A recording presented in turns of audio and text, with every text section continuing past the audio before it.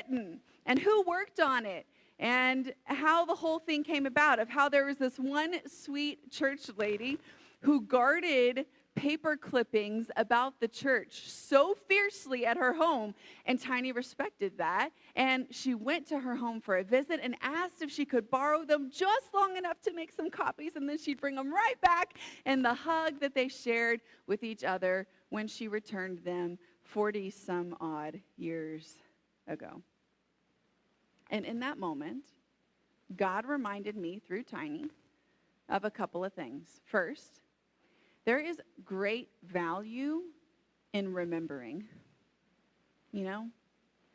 Just through that process of Tiny remembering this story, I could tell that she felt really connected to the church in that moment, you know? And second, there is great value in remembering out loud. Now, if she had just taken the time to remember these things for herself, silently, it still would have had a similar effect on her. But I wouldn't have learned any of it, right? I wouldn't have benefited from it at all. It is important for us to take the time to think back, to reflect, to remember. And it's important for us to remember out loud for the benefit of others who hear it. In Psalm 22, which Jalen just mentioned, King David is upset.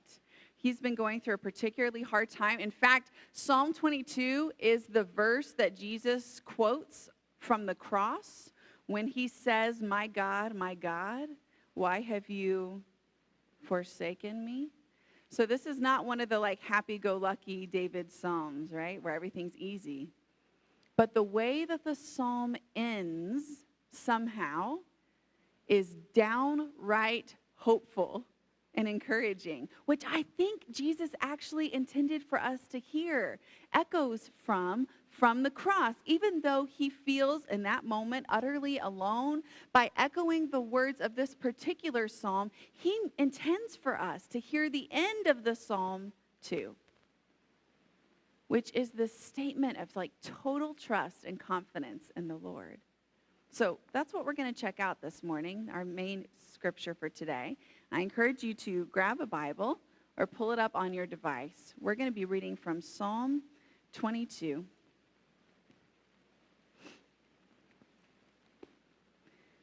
Beginning in verse 22.